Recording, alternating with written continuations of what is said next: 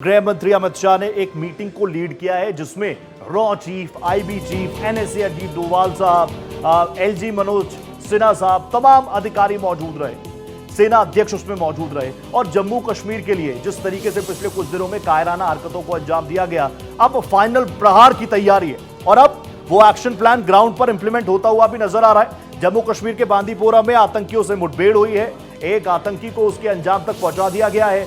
Sources के हवाले से यह भी खबर है कि 2 से 3 आतंकियों के मूवमेंट की खबर है,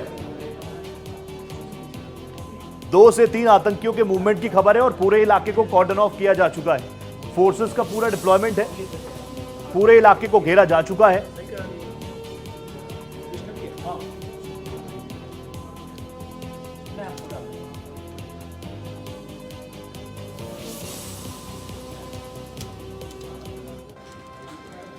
तो कल प्लान और आज इंप्लीमेंटेशन की ये तस्वीरें सामने आ गई। मेरे साथ मेरे सहयोगी आदित्य द्विवेदी भी जुड़े हुए हैं। आदित्य जी, कल हमने तस्वीरें देखी, कल वो रिपोर्ट आप कर रहे थे जब गृह मंत्रालय में एक बड़ी मीटिंग चल रही थी।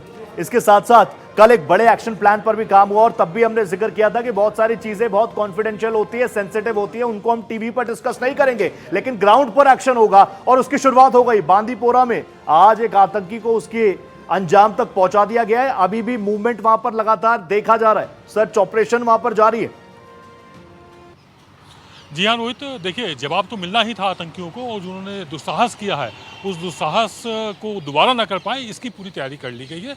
अब जो जवाब दिया जाएगा सेना की तरफ से, हमारी फोर्सेस की तरफ से, वो ऐसा होगा कि जो इनके मददगार हैं, बेसिकली आतंकियों की कमर तोड़ने का काम तभी हो सकता है जब जो इनके आर्थिक रूप से मदद कर रहे हैं, जो इनको पनाह देने का काम कर रहे हैं या दूसरे ढंग से जो इनको कहीं ना कहीं इस पूरे काम में शामिल रहते हैं पीछे तौर पर, अब उनकी भी कमर तोड़ी जाएगी। तो आतंकी तो खत्म होंगे ही होंगे, साथ में जो उनको पनाह देने वाले हैं उनको भी खत्म किया जाएगा, उनको भी जड़ से उनको जेल भेजा जाएगा, उनको उनके गुनाह की सजा दी जाएगी। इसी के तहत सेना ने एक ऑपरेशन किया हुआ है।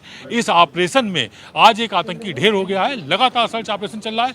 2 आतंकियों के और छुपे होने की सूचना मिल रही है। जंगल में लगातार सर्च ऑपरेशन चल रहा है, चूंकि अब अंधेरा होने को है, लेकिन ये सर्च ऑपरेशन जारी रहेगा और सेना किसी भी आतंकी को छोड़ने वाली नहीं है। जी रोहित, अब यहां से आदित्य जी ये एक्शन प्लान तो ग्राउंड पर उतरता हुआ नजर आ रहा है, लेकिन इससे पहले भी हमारी सेना के पास तो, हमारी फोर्सेस के जवानों के पास तो फ्री हैंड था ही, लेकिन तब हमने देखा देश के अंदर बैठे कुछ इंटेलेक्चुअल वर्ग ह्यूमन राइट्स का बहुत जिक्र करते थे। अभी भी वो वर्ग है कि नहीं है? और रईसी पर, इसके बाद जो डोडा में हमला हुआ, अनंतनाग में लगातार इस तरह की एक्टिविटीज हो रही हैं, उसको लेकर किसी ने कंडेम किया इन हरकतों को कि नहीं किया, या वो वर्ग बिल्कुल शांत हो गया है, कछुए की तरह घुसा हुआ है, केचुओं की तरह जमीन के अंदर मुंह घुसेड़ लिया है? देखिए इस पूरे मामले में मोदी सरकार की बिल्कुल सीधा एक मैसेज रहा है कि आतंकियों के साथ, देशद्रोहियों के साथ, देश विरोधियों के साथ कोई अगर आंसू बहाएगा तो उसकी उन्हें परवाह नहीं करनी है। उन्हें अपने देश की चिंता है, देश की एकता और अखंडता की चिंता है और वो इन सब बातों में नहीं पड़ने वाले। उसी का ये जवाब है। आतंकी मारा गया और कोई बोल भी नहीं रहा और किसी को बोलना भी नहीं चाहिए। यदि वो बोलता है तो वो भी कायर कहा जाएगा। जी Rohit, thank you so much Aditya Dwivedi. ये बड़ा संकेत और संदेश यहां से बड़े इंडिकेशन है सरकार के बीच।